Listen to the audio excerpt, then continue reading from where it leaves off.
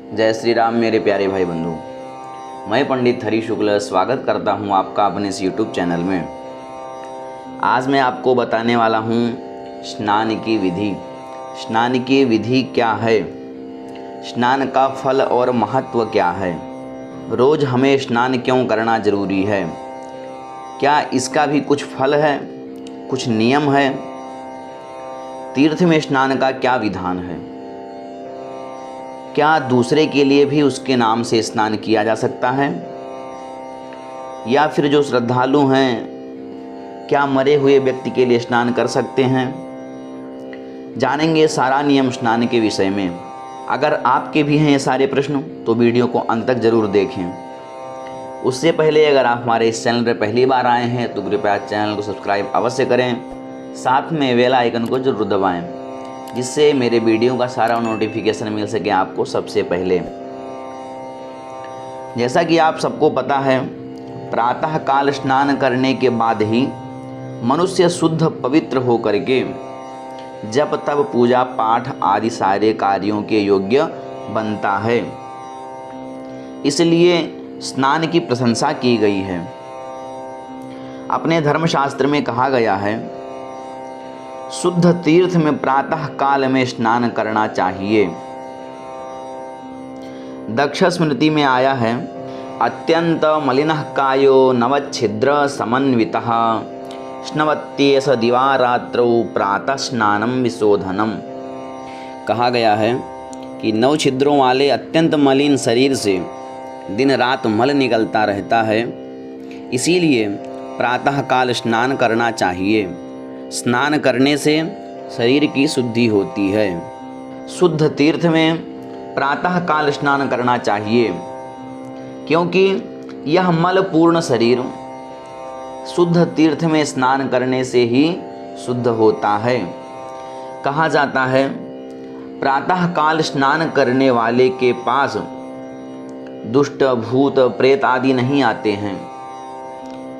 इस प्रकार शरीर की स्वच्छता, अदृष्ट फल तथा पाप नाश तथा पुण्य की प्राप्ति, ये दोनों प्रकार के फल मिलते हैं। अतः प्रातः स्नान करना चाहिए।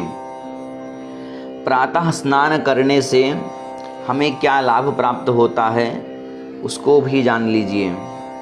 दक्ष स्मृति में आया है, गुणादश स्नान परस्य साधो रूपं च तेजश्च बलं च शौचं आयुष्यमारोग्यमलोलुपत्वं दुःस्वप्ननाशश्च तपश्च मेधाः। प्रातः काल स्नान करने से ये 10 गुण स्नान करने वाले को प्राप्त होते हैं। कौन कौन से 10 गुण? रूप, तेज, बल, पवित्रता, आयु, आरोग्य, निर्लोभता, दुस्वप्न का नाश, तप और मेधा, ये 10 गुण प्राप्त होते हैं। इसलिए प्रातः स्नान जरूर करना चाहिए। वेद स्मृति में भी कहा गया है कि समस्त कार्य स्नान मूलक हैं। इसलिए लक्ष्मी, पुष्टि एवं आरोग्य की वृद्धि चाहने वाले मनुष्य को स्नान सदैव करना चाहिए। स्नान के भी अलग अलग प्रकार बताए गए हैं। कितने प्रकार के स्नान होते हैं? मान्त्रम भौमम तथाग्नेयम वायव्यम दिव्यमेव च वारुणम मानसम चैव सप्तस्नान्यनुक्रमात् आपोहिष्ठादिभिर्मान्त्रम मृदालम्भस्तु पार्थिवम आग्नेयम भस्मना स्नानम वायव्यं गोरजस्मृतः यत्तु सातपवर्षेण स्नानं तद्दिव्यमुच्यते अवगाहो वारुणं स्यात् मानसं ह्यात्मचिन्तनम्। बताया गया है कि मंत्र स्नान, भौम स्नान, अग्नि स्नान, वायव्य स्नान, दिव्य स्नान, वारुण स्नान और मानसिक स्नान, ये 7 प्रकार के स्नान बताए गए हैं जो हम आपोष्ठ्यादि इत्यादि मंत्रों से मार्जन करके स्नान करते हैं उसे मंत्र स्नान कहा गया है। और जो हम पूरे शरीर में मिट्टी लगा करके स्नान करते हैं उसे भौम स्नान कहा गया है। भस्म लगा करके जब हम स्नान करते हैं उसे अग्नि स्नान बताया गया है। और गाय के खुर की धूली लगाना उसे वायव्य स्नान कहा जाता है। और सूर्य किरण में वर्षा के जल से स्नान करना दिव्य स्नान बताया गया है। जल में डुबकी लगाकर स्नान करना वारुण स्नान है। आत्मचिंतन करना कि हमने स्नान मैं कर रहा हूँ, मानसिक स्नान कहा गया है। ये 7 प्रकार के स्नान होते हैं।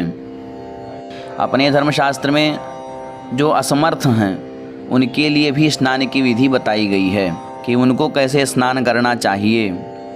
कहा गया है असिरस्कम भवेत् स्नानम स्नानासक्तौ तु कर्मिणाम आद्रेण वाससा वापि मार्जनम दैहिकम विदुः। असक्तों के लिए स्नान, जो बहुत ज़्यादा वृद्ध हो गए हों, रोगी हों, जो स्नान करने में समर्थ हों, तो समर्थ होने पर सिर के नीचे से ही स्नान करना चाहिए, अथवा गीले वस्त्र से शरीर को पोंछ लेना भी एक प्रकार का स्नान बताया गया है। अपने धर्मशास्त्र में स्नान की विधि बताई गई है कि किस समय स्नान करना चाहिए।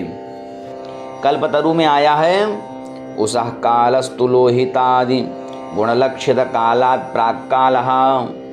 उषा की लालिमा से पहले ही स्नान करना उत्तम माना गया है।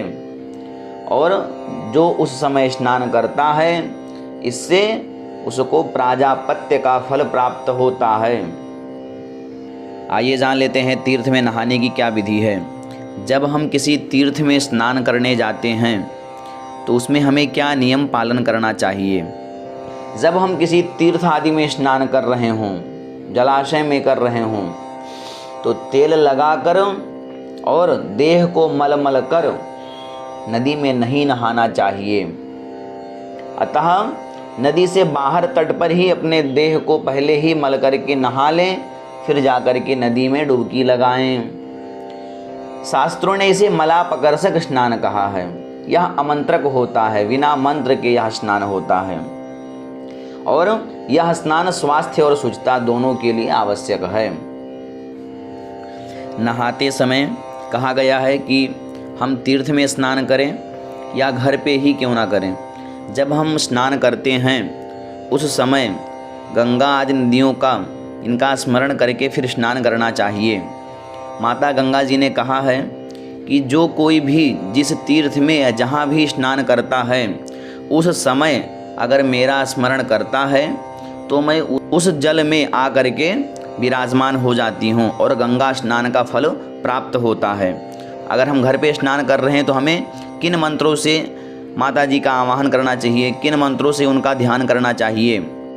नंदिनी नलिनी सीता मालती च महापगा विष्णुपादाब्ज संभूता गंगा त्रिपथगामिनी भागीरथी भोगवती जाह्नवी त्रिदशेश्वरी द्वादशैतानि नामानि यत्र यत्र जलाशये स्नानोद्यतः स्मरे नित्यं तत्र तत्र वशाम्यहम्। ये माता जी का वचन है गंगा जी का कि जहाँ भी मेरा कोई स्मरण करेगा, स्नानोद्यतः स्मरे नित्यम तत्र तत्र वशाम्यहम्, वहाँ के जल में मैं आ जाऊंगी। अच्छा, अब जल की भी महिमा बताई गई है कि कौन सा जल सबसे ज़्यादा श्रेष्ठ है, कहाँ हमें स्नान करना चाहिए, तो उससे कितना गुणा उसका फल हमें मिलता है। जल की श्रेष्ठता बताया गया है कि कुएं के निकाले हुए जल से झरने का जल अधिक महत्वपूर्ण है और झरने के जल से सरोवर का जल, सरोवर के जल से उत्तम नदी का जल है और नदी के जल से उत्तम तीर्थ का जल बताया गया है और तीर्थ से भी उत्तम गंगा जी का जल अधिक श्रेष्ठ माना गया है। तो जहाँ भी स्नान करें माता गंगा जी का स्मरण करके फिर स्नान करते हैं तो माता जी का उसमें वास हो जाता है और उसमें हमें गंगा जी का नहाने का फल प्राप्त होता है। जब हम किसी तीर्थ आदि में जाते हैं तो उसमें बताया गया है कि नाभि पर्यंत जल में जा करके जल की ऊपरी सतह हटा करके कान और नाक बंद करके जिस तरफ से प्रवाह आ रही हो, जिस तरफ से धारा आ रही हो, और या सूर्य की ओर मुख करके स्नान करें। 3, 5, 7 या 12 डुबकियां लगाएं। डुबकी लगाने के पहले शिखा अवश्य खोल लें। और कहा गया है तीर्थ आदि में जब हम स्नान करते हैं तो गंगा आदि के नदियों में जल में वस्त्र नहीं निचोड़ना चाहिए। जल में मलमूत्र त्यागना और थूकना अनुचित है। शौच काल का वस्त्र पहनकर भी तीर्थ आदि में स्नान करना निषिद्ध बताया गया है। तो इस तरह शास्त्रों के नियम को पालन करते हुए तीर्थ आदि में स्नान करें। स्नान करने के बाद बताया गया है कि यदि देह ना पोंछी जाए, जल को यूं ही सूखने दिया जाए तो ज़्यादा अच्छा है, क्योंकि सिर से टपकने वाले जल को देवता ग्रहण करते हैं, मुख के भाग से टपकने वाले जल को पितर ग्रहण करते हैं, बीच वाले भाग से टपकने वाले जल को गंधर्वादि और नीचे से गिरने वाले जल को सभी जंतु पीते हैं। यदि शक्ति ना हो तो गीले अथवा धोए गमछे से पोंछकर सूखा वस्त्र पहन लें। गंगा तीर्थ में स्नान करने पर शरीर ना पोंछने का विशेष ध्यान रखना चाहिए। अन्य स्थलों पर थोड़े देर रुक करके गमछे से शरीर पोंछ सकते हैं। स्नान के बाद गीले वस्त्र से मलमूत्र आदि नहीं करना चाहिए। अब यहाँ पे एक प्रश्न आता है कि दूसरे के लिए स्नान कर सकते हैं यदि हम तीर्थ में गए हैं। व्यक्ति अपने माता पिता गुरु भाई मित्र आदि के स्नान करना चाहे तो उसके लिए भी शास्त्रों में इसकी व्यवस्था बताई गई है कि जिनके लिए स्नान किया जाता है या हम करना चाहते हों, स्नान का 8वां भाग उसे मिलता है। जीवित व्यक्तियों के लिए स्नान की विधि भिन्न है और मृत व्यक्ति के लिए भिन्न बताई गई है कि जब व्यक्ति दूसरे के लिए स्नान करे तो वहाँ पे एक संकल्प भी कर देना चाहिए। जो भी जिसका नाम गोत्र हुआ ले करके जहाँ पे जिसके लिए स्नान करना है उसका यहाँ पे नाम लेना है। मान लीजिए किसी का कोई मित्र है तो उसका नाम ले करके कृते स्नानं करिष्यामि, कृते उसके लिए स्नानं करिष्यामि ऐसा संकल्प छोड़ करके फिर उस व्यक्ति के लिए स्नान करना चाहिए। मृत व्यक्ति के लिए बताया गया है कि कुश में गांठ दे करके उस कुश में ध्यान करके उसका फिर इस श्लोक को पढ़ करके उसको नहला दें।